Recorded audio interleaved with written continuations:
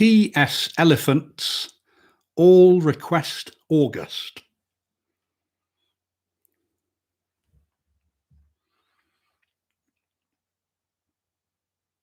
This afternoon's poem, the last in this All Request August, has been requested by Dawn, who would like to dedicate it to Mimi, who has a birthday around this time.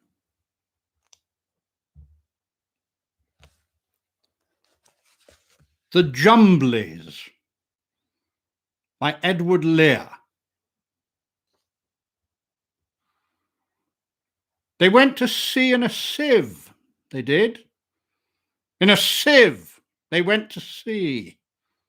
In spite of all their friends could say, on a winter's morn, on a stormy day, in a sieve they went to sea.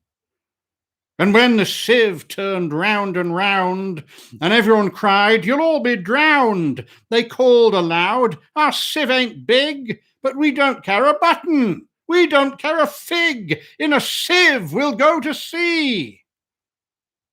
Far and few are the lands where the Jumblies live. Their heads are green and their hands are blue, and they went to sea in a sieve. They sailed away in a sieve, they did. In a sieve they sailed so fast, with only a beautiful pea-green veil tied with a riband by way of a sail to a small tobacco pipe mast. And everyone said, who saw them go, "Oh, won't they be soon upset, you know? For the sky is dark and the voyage is long, and happen what may, it's extremely wrong in a sieve to sail so fast." Far and few are the lands where the Jumblies live. Their heads are green and their hands are blue, and they went to sea in a sieve. The water, it soon came in, it did. The water, it soon came in. So to keep them dry, they wrapped their feet in a pinky paper all folded neat, and they fastened it down with a pin. And they passed the night in a crockery jar. And each of them said, "How wise we are! Though the sky be dark and the voyage be long, yet we never can think we were rash or wrong, while round in our sieve we spin." Far and few are the lands where the Jumblies live. Their heads are green and their hands are blue, and they went to sea in a sieve. And all night long they sailed away, and when the sun went down, they whistled and warbled a moony song to the echoing sound of a coppery gong in the shade of the mountains brown. "Oh, Timballo, how happy we are when we live in a sieve and a crockery jar, and all night long in the moonlight pale we sail away with a pea-green sail in the shade of the mountains brown." Far and few are the lands where the Jumblies live.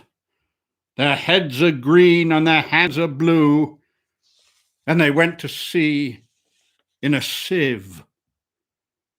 They sailed to the western sea, they did, to a land all covered with trees, and they bought an owl and a useful cart and a pound of rice and a cranberry tart and a hive of silvery bees. And they bought a pig and some green jackdaws and a lovely monkey with lollipop paws and 40 bottles of Ringbo Ree and no end of Stilton cheese. Far and few are the lands where the Jumblies live. Their heads are green and their hands are blue, and they went to sea in a sieve. And in 20 years, they all came back. In 20 years or more. And everyone said, how tall they've grown. For they've been to the lakes and the Torrible Zone and the hills of the Chankly Bore. And they drank their health, and they gave them a feast of dumplings made of beautiful yeast. And everyone said, if we only live, we too will go to sea in a sieve to the hills of the Chankly Bore. Far and few are the lands where the Jumblies live. Their heads are green, and their hands are blue.